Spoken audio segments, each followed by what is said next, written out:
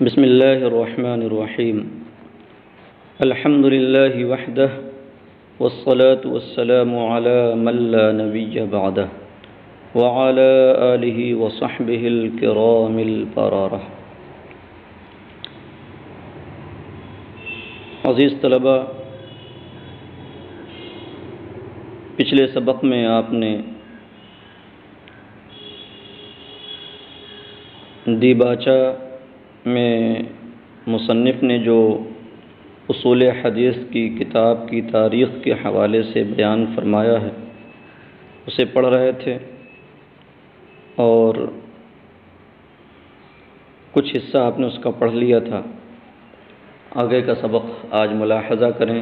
فرماتے ہیں ثم جاء بعدهم بعض من تأخر عن الخطیب فأخذ من هذا العلم بنصیب فجمع القاضی عیاض کتابا لطیفا سماہ الالماع۔ تو اوپر تھا کہ خطیب ابو بکر بغدادی نے فنون حدیث میں سے ہر فن میں مستقل کتاب تصنیف کی، اور ان کے بارے میں حافظ ابو بکر ابن نقطہ کا یہ قول بھی آپ نے پڑھا کہ ہر منصف مزاج یہ جان لے گا کہ محدثین خطیب بغدادی کے بعد ان کی کتابوں کے محتاج ہیں۔ کہتے ہیں پھر ان سابقہ محدثین کے بعد بعض وہ لوگ آئے جو خطیب بغدادی سے زماناً متأخر ہیں، فأخذ من هذا العلم بنصیب، تو انہوں نے اس علم سے حصہ پایا۔ فجمع القاضی عیاض کتابا لطیفا سماہ الالماع، تو شیخ قاضی عیاض نے ایک مختصر کتاب اور بہترین کتاب جمع کی جس کا نام الالماع رکھا۔ قاضی عیاض یہ بڑے پائے کے محدث بھی تھے اور سیرت نگار بھی۔ انہی کی کتاب ہے الشفاء بتعریف حقوق المصطفیٰ، جو شفاء قاضی عیاض سے مشہور و معروف ہے۔ اسی کی شرح فرمائی ہے علامہ زرقانی نے، جس کا نام نسیم الریاض ہے۔ تو قاضی عیاض نے ایک مختصر اور عمدہ کتاب جمع کی جس کا نام الالماع رکھا۔ وابو حفص المیانجی جزءا سماہ ما لا یسع المحدث جہلہ، اور ابو حفص میانج کی جانب نسبت ہے، اس لیے میانجی، نون پہلے ہے اور جیم بعد میں، اور یا پر تشدید ہے، میانج یہ ایک شہر کا نام ہے۔ اور ابو حفص میانجی نے ایک مختصر کتاب جمع کی جس کا نام انہوں نے رکھا ما لا یسع المحدث جہلہ۔ یہاں محدث کے نیچے آپ بین السطور دیکھ سکتے ہیں کہ بالرفع والنصب لکھا ہوا ہے۔ تو یہ المحدث اور جہلہ دونوں کا حال رہے گا کہ اگر المحدثہ کو نصب دیتے ہیں تو جہلہ مرفوع ہو جائے گا، اور المحدثوں کو مرفوع پڑھتے ہیں تو جہلہ منصوب ہو جائے گا۔ وسع یسع بمعنی گنجائش ہونا، مناسب ہونا، جائز ہونا، طاقت رکھنا وغیرہ کے معنی میں آتا ہے۔ تو لا یسع المحدث جہلہ، اور جہلہ میں جو ضمیر ہے وہ لوٹے گی ماں کی جانب۔ تو ان کی کتاب کا نام کیا؟ ما لا یسع المحدث جہلہ، جس کا معنی ہو جائے گا کہ محدث کو جس سے نا آشنا ہونا روا نہیں، درست نہیں، جائز نہیں۔ اور محدثو پڑھیں اگر ما لا یسع المحدث جہلہ، تو معنی ہوگا کہ جس سے جاہل ہونے کی محدث طاقت نہیں رکھتا۔ وَأَمْثَالُ ذَلِكَ مِنَ التَّصَانِيفِ الَّتِي اشْتُهِرَتْ وَبُسِطَتْ لِيَتَوَفَّرَ عِلْمُهَا وَاخْتُصِرَتْ لِيَتَيَسَّرَ فَهْمُهَا۔ وَأَمْثَالُ ذَلِكَ، اے امثال ذَلِكَ كَثِيرَةٌ، اور اس جیسی بہت ساری کتابیں ہیں۔ تو کچھ کتابوں کا ذکر یہاں کر دیا، اب کہتے ہیں وَأَمْثَالُ ذَلِكَ، اور ان جیسی دیگر کتابیں ہیں، من التصانیف التی اشتہرت، وہ تصانیف جو مشہور ہوئیں، وبسطت، اور انہیں شرح و حاشیہ کے ذریعے پھیلایا گیا، بڑھایا گیا۔ کیوں ان کو شرح و حاشیہ کے ذریعے مبسوط کیا گیا، پھیلایا گیا؟ کہتے ہیں لیتوفر علمها، تاکہ ان کا علم اور بڑھ جائے، وافر ہو جائے۔ واختصرت، اور بعض کو مختصر کیا گیا، ان کا اختصار کیا گیا، یعنی کہ اس میں سے جو زائد باتیں تھیں ان کو حذف کر دیا گیا اور صرف اصل مقصود کو ہی باقی رکھا گیا۔ کہتے ہیں لیتیسر فہمها، تاکہ ان کا فہم آسان ہو جائے، ان کو سمجھنا آسان ہو جائے، کہ زائد باتوں سے کبھی کبھی خلل ہوتا ہے تو وہ ہٹا دی گئیں۔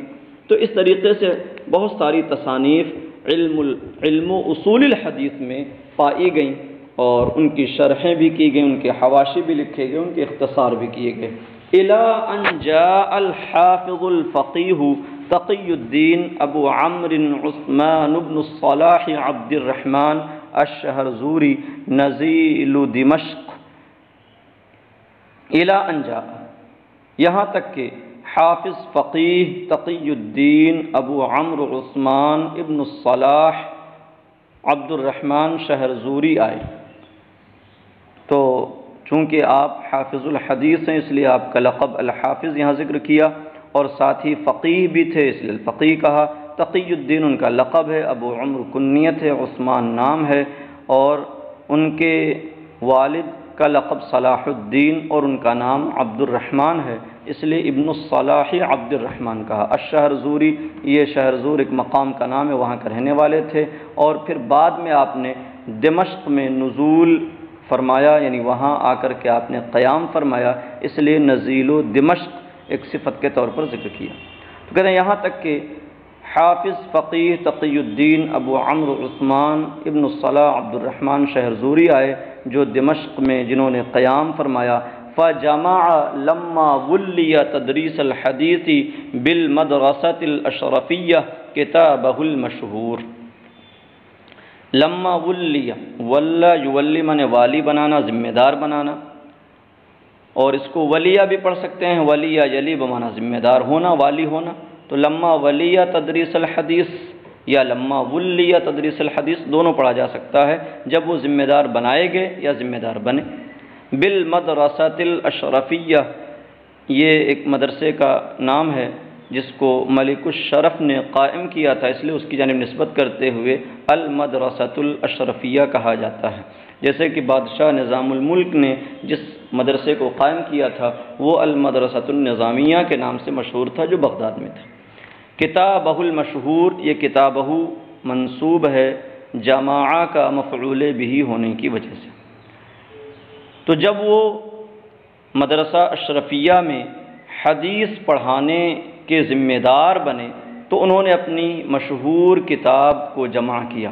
ان کی یہ کتاب محدثین کے درمیان بہت مشہور و معروف ہے، جو مقدمۃ ابن الصلاح سے جانی جاتی ہے۔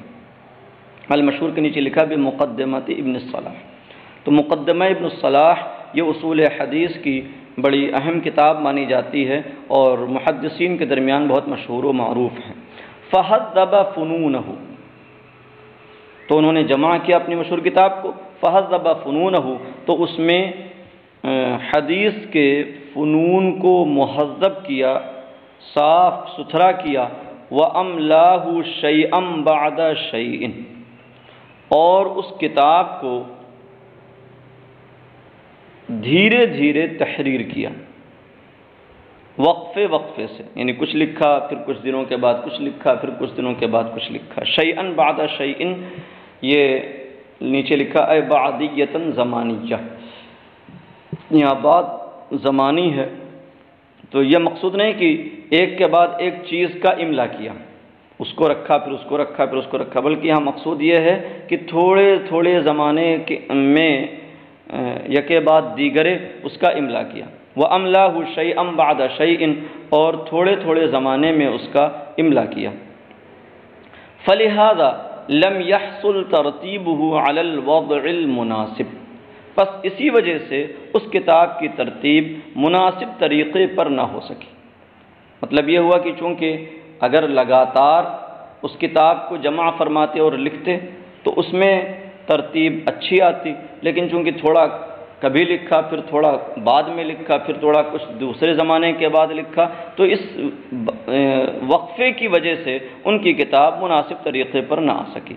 وَاعْتَنَى بِتَصَانِيفِ الْخَطِيبِ الْمُتَفَرِّقَةِ، اعتنا یعتنی معنی اہتمام کرنا، اور انہوں نے خطیب بغدادی کی متفرق تصانیف کو جمع کرنے کا اور اکٹھا کرنے کا اہتمام کیا، قصد کیا۔ فَجَمَعَ شَتَاتَ مَقَاصِدِهَا، یہ شتات فعال کے وزن پر مصدر ہے جو صفت کے معنی میں استعمال ہوتا ہے۔ شتات مقاصد کی جو یہاں پر جمع جو اضافت ہے، یہ اضافت الصفت الی الموصوف کے قبیل سے ہے۔ اسے شتات نہ پڑھیں اور نہ سمجھیں، جیسا کہ نیچے حاشیہ میں ذکر کیا جمع و شتید کا کریم و کرام، تو ایسا نہیں ہے، بلکہ یہ شتات مصدر ہے جو صفت کے طور پر شتید کے معنی میں استعمال ہوتا ہے، متفرق کے معنی میں استعمال ہوتا ہے۔ رہا شتید تو اس کی جمع اشتات اور شتا آتی ہے۔ قرآن مجید میں یہ دونوں جمعیں استعمال ہوئیں، یومئذ یصدر الناس اشتاتا لیروا اعمالهم، اور شتا آیا ان سعیکم لشتا، ایک دوسرے مقام پر ہے تحسبهم جمیعا وقلوبهم شتا، تو شتید کی جمع اشتات یا شتا آتی ہے، شتات نہیں بلکہ یہ شتات ہے جو متفرق کے معنی میں بطور صفت کے استعمال ہوتا ہے، اور یہاں پر اضافت الصفت الی الموصوف کے قبیل سے۔ فَجَمَعَ شَتَاتَ مَقَاصِدِهَا، تو انہوں نے خطیب بغدادی کی کتابوں کے متفرق مقاصد کو، مضامین کو جمع کیا، اکٹھا کیا۔ وَضَمَّ إِلَيْهَا مِنْ غَيْرِهَا نُخَبَ فَوَائِدِهَا، نخب یہ نخبہ کی جمع ہے بمعنی منتخب، اور فوائد یہ فائدہ کی جمع ہے۔ وَضَمَّ إِلَيْهَا مِنْ غَيْرِهَا، اور دیگر کتابوں سے ان تصانیف کے ساتھ منتخب فوائد کو ملایا، ضم کیا۔ فَاجْتَمَعَ فِي كِتَابِهِ مَا تَفَرَّقَ فِي غَيْرِهِ، تو علامہ ابن الصلاح کی کتاب میں وہ باتیں جمع ہو گئیں جو دیگر مصنفین کی کتابوں میں متفرق تھی، جو دیگر کتابوں میں متفرق تھی۔ تو یہ مطلب یہ ہوا کہ ایک تو خطیب بغدادی نے جو الگ الگ تصانیف لکھی تھیں، انہوں نے ان تمام تصانیف کو یکجا کر دیا، اور ساتھ میں دیگر فوائد کو دیگر کتابوں سے بھی اس میں ضم کر دیا، تو اب ان کی کتاب میں وہ باتیں جمع اور اکٹھا ہو گئیں جو دیگر کتابوں میں متفرق اور منتشر تھیں۔ فَلِهَذَا عَكَفَ النَّاسُ عَلَيْهِ وَسَارُوا لِسَيْرِهِ، یہ لام ہے نہ کہ الف۔ فَلِهَذَا عَكَفَ النَّاسُ عَلَيْهِ، عَكَفَ يَعْكُفُ بمعنی اعتکاف کرنا، یعنی کہ کسی چیز پر متوجہ ہونا اور خوب دل سے لگ جانا، تو لوگ بس اسی وجہ سے لوگ ان کی طرف متوجہ ہوئے یا ان کی کتاب پر متوجہ ہوئے، وَسَارُوا لِسَيْرِهِ، اور اسی کے طریقے پر چلے۔ فَلَا يُحْصَى كَمْ نَاظِمٍ لَهُ وَمُخْتَصِرٍ وَمُسْتَدْرِكٍ عَلَيْهِ وَمُخْتَصِرٍ وَمُعَارِضٍ لَهُ وَمُنْتَصِرٍ، پس شمار نہیں ہے کہ کتنے لوگ اس کے نظم کرنے والے ہیں اور کتنے لوگ اس کا اختصار کرنے والے ہیں اور کتنے لوگ اس پر استدراک اور اضافہ کرنے والے ہیں، ومختصر، اور کتنے لوگ اس میں اختصار کرنے والے ہیں، ومعارض له ومنتصر، اور کتنے لوگ اس کا معارضہ کرنے والے اور کتنے لوگ اس کی مدد اور اس کا دفاع کرنے والے ہیں۔ شمار نہیں ہے کہ کتنے لوگوں نے اس مقدمہ ابن الصلاح پر ان طریقوں سے کام کیا۔ یہاں پر مختصر اور مختصر میں فرق سمجھ لیں، اختصار اور اختصار میں۔ اختصار کا مطلب ہوتا ہے کہ اصل مقصود کو برقرار رکھا جائے اور اس کے الفاظ کو کم کر دیا جائے، عبارات کو مختصر کر دیا جائے، لیکن مقصود کو پورے طور پر باقی رکھا جائے۔ اور اختصار کا مطلب یہ ہے کہ ضروری باتوں کو باقی رکھا جائے اور باقی کو حذف کر دیا جائے۔ جیسے کہ اختصار کا لفظ آپ پڑھتے ہیں افعال قلوب کی بحث میں کہ ایک مفعول پر اختصار جائز نہیں، اس کا مطلب کیا ہوا کہ ایک کو حذف کرنا اور ایک کو باقی رکھنا۔ تو ایسے ہی کتاب میں کچھ باتیں، کچھ مقاصد کو حذف کر دیا جائے اور کچھ مقاصد کو باقی رکھا جائے تو یہ اختصار ہے، اور تمام مقاصد کو باقی رکھا جائے لیکن عبارت میں اختصار کر دیا جائے اور اس میں الفاظ کم کر دیے جائیں، زائد باتوں کو حذف کر دیا جائے تو وہ اختصار کہلاتا ہے۔ تو کہتے ہیں پس شمار نہیں، لا یحصا، شمار نہیں ہے، کم ناظم لہ، کس کا شمار نہیں؟ کم ناظم لہ مختصر، کہ کتنے اس کے نظم کرنے والے ہیں۔ یہاں پر کم یہ کثیر کے معنی میں کم خبریہ، یعنی بہت سے اس کے نظم کرنے والے ہیں، کتنے اس کے نظم کرنے والے اور کتنے اختصار کرنے والے، کتنے اس پر استدراک بمعنی اضافہ کرنے والے اور کتنے اس میں اختصار کرنے والے اور کتنے اس کا معارضہ کرنے والے اور کتنے اس کا دفاع کرنے والے ہیں۔ یہاں تک آپ نے سابقہ تصانیف کا ایک مختصر تعارف پیش کیا، اور چونکہ سابقہ تصانیف میں سب سے اہم اور سب سے زیادہ مرجع کے طور پر جو کتاب تھی وہ مقدمہ ابن الصلاح تھی، تو اس کا یہ تفصیل سے ذکر کیا۔ اب کہتے ہیں اب اپنی کتاب کی وجہ تالیف بیان کرتے ہیں۔ فَسَأَلَنِي بَعْضُ الْإِخْوَانِ أَنْ أُلَخِّصَ لَهُمُ الْمُهِمَّ مِنْ ذَلِكَ، تو مجھ سے بعض بھائیوں نے گزارش کی، درخواست کی کہ میں ان کے لیے اس فن کی اہم باتوں کی تلخیص کر دوں، یا من ذالک میں ذالک سے اشارہ اس کتاب کی جانب ہو، یعنی مقدمہ ابن الصلاح کی جانب، کہ اس کتاب کی جو اہم باتیں ہیں میں ان کے لیے ان باتوں کی تلخیص کر دوں۔ تو مجھ سے بعض بھائیوں نے گزارش کی، درخواست کی کہ میں ان کے لیے اس سے اہم باتوں کا خلاصہ کر دوں۔ فَلَخَّصْتُهُ فِي أَوْرَاقٍ لَطِيفَةٍ، تو میں نے مختصر اوراق میں، چند اوراق میں اس کی تلخیص کی۔ سمیتها نخبۃ الفکر فی مصطلح اہل الاثر، جس کا نام میں نے نخبۃ الفکر فی مصطلح اہل الاثر رکھا۔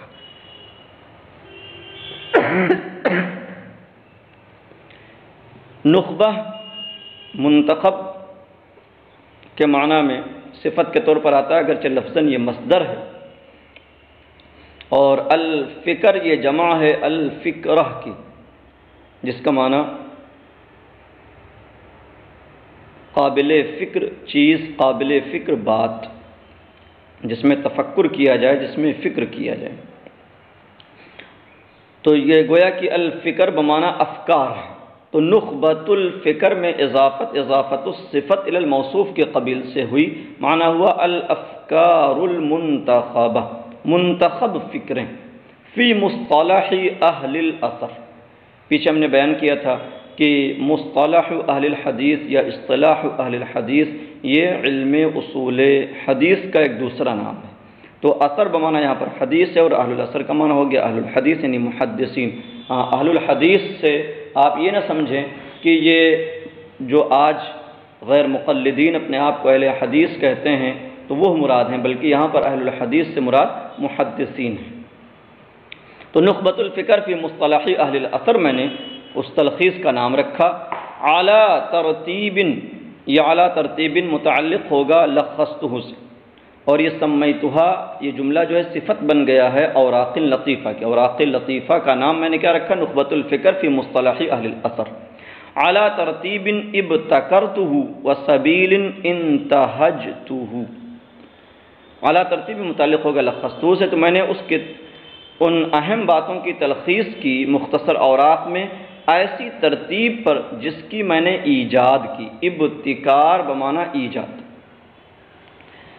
کسی چیز کو اول پہنچنا یہ ابتکار کہلاتا ہے، جو بکرہ سے ماخوذ ہے، جس کا معنی صبح ہوتا ہے، دن کا اول حصہ. تو ایسی ترتیب پر جس کی میں نے ایجاد کی. وَسَبِيلٍ انْتَهَجْتُهُ، اور ایسے طریقے پر جس پر میں چلا، جس کو میں نے اپنا منہاج بنایا، اپنا راستہ بنایا. مَعَ مَا ضَمَمْتُ إِلَيْهِ مِنْ شَوَارِدِ الْفَرَائِضِ وَزَوَائِدِ الْفَوَائِدِ. شوارد یہ شاردہ کی جمع ہے. شاردہ اس وحشی جانور کو کہتے ہیں جو تیز بھاگنے والا اور دوڑنے والا. فریدہ کی جمع ہے فرائد، جس کا معنی بڑا موتی، عمدہ موتی، نایاب موتی. تو شوارد الفرائد جو اضافت ہے، یہ اضافت الصفت للموصوف کے قبیل سے ہے، اور معنی ہوگا انمول اور نایاب موتی، ایسا بھاگ کھڑا ہونے والا جو کسی کے ہاتھ نہ لگے. اسی ترجمہ میں نے نایاب کر دیا. وَزَوَائِدِ الْفَوَائِدِ، یہاں بھی اضافت الصفت الی الموصوف کے قبیل سے. زوائد زائدہ کی جمع اور فوائد فائدہ کی جمع. مع ما ضمنت الیہ، ساتھ ہی میں نے ان اہم باتوں کے ساتھ ملایا نایاب موتیوں اور زائد فوائد کو. تو اس سے میں نے تلخیص کی اور ساتھ میں نایاب موتیاں اور نایاب باتیں اور زائد فوائد میں نے اس میں زائد کیے، بڑھائے. تو یہاں تک یہ نخبۃ الفکر فی مصطلح اہل الاثر جو متن ہے، اس کی وجہ تالیف اور انداز تالیف کا بیان ہو گیا. بقیہ انشاءاللہ اگلے سبق میں. السلام علیکم ورحمۃ اللہ وبرکاتہ.